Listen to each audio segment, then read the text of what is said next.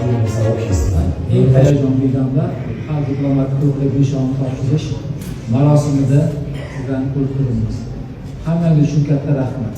Bu yerdagi to'plangan insonlarning aksariyatimiz bilan biz avvaldan hamkorlikda kelyapmiz.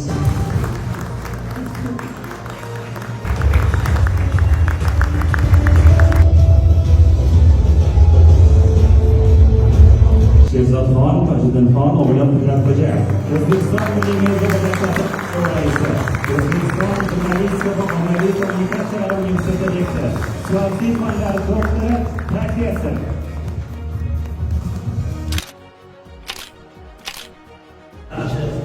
Hamkasblarimiz, ustozlarimizni O'zbekiston Davlat san'at va madaniyat instituti nomidan muborakbod etishga ijozat beramiz. Hamdo'st mamlakatlar bayrog'ini Xudo xolasa yaqin kunlarda 5 ta bayroqni bir baravariga Everest tog'iga olib chiqish nasib qilsin. Ustozlarimiz vaqt ko'rsatib bo'ldi.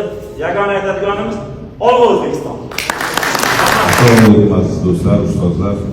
Bugun men mamlakat ko'rib xursand bo'lib o'tiribman. Haqiqatan ham O'zbekistondagi eng millatpoylardan, eng shu vatanparvarlar shu lozim topilibdi.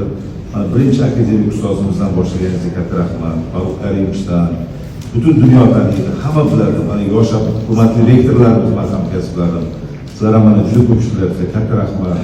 Men juda ko'p xursand bo'ldim. O'zbekistonda shuncha yorqin odam bor edi. Men yoshligimda 1991-yilda o'qishga kirganman. O'sha payt 92-yil diplomatik universitet ochilgan, bilasiz, 92-yil. Men juda diplomat bo'lish xohlaganman-da, otam aytganki, balki bir yilingni kechirasanmi, kirasanmi dedi. Yoki 2-3 yildan keyin o'tkazasanmi.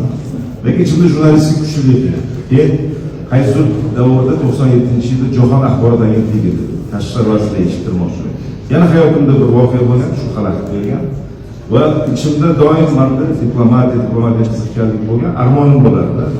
Agar diplomatlar ko'p bo'lsa, agar diplomatlar gapirsa, harbiylar jim turadi. Agar diplomatlar so'zga kirsa, zambaraklar jim bo'ladi. Men juda xohlarmanki, O'zbekiston diplomatlar, katta ustozlarimiz ham o'tirishi uchun O'zbekistonda diplomatlar ko'p bo'lsin. O'zbekistonda ilohiy tinchlik bo'lsin. Biz qadrli bo'lyapmiz. Kecha men juda bir kechqurun sal qiynaldim. Toshkentda bir Bo'stonliqda Anor layeri bor ekan, shu yerga borib keldim. Kasaba uyushmalarniki. Ukrainadan kelgan 100 ta bola va 25 ta ularning ustozi keldi. Shu bolalar bilan gaplashdik, birdaniga tepada vertolyot uchib qoldi.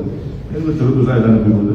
Shu bolalarning hammasining nigohi 9 yosh, 10-14 yoshgacha osmonda bo'lib qo'rquv bosdi. Shunda shu vaziyatlar chiqib tinchlaninglar, bu boshqacha vertolyot.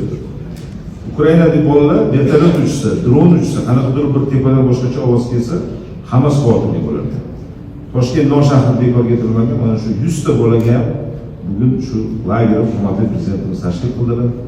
Qanchadir muddatga kelib ular urushni unutdi. Kecha biz non oldik, o'zbek nonni yemagan ekan bu ham keldik. Muzqaymoq oldik, boshqa o'zbek mevalarni oldik. O'zimiz loyishdek ichimizga suv solib sovg'a qildik. Juda ular biz aytdik, biz O'zbekiston bilmasdik, juda issiq ekan. Internetga o'chirib qo'yib berdik, damosin. Juda biz O'zbekistonni yaxshi ko'ramiz endi. Bu urush ham tugar degan 14-15 yoshlarga bor, lekin biz O'zbekistonni butun umrga eslab qolamiz. Men o'ylaymanki, mana shunaqangi O'zbekistonning dunyodagi missiyasi ko'p bo'lsin. Shu o'zbek kelyapti, hamma bilsinki, bu tinchlik elchisi.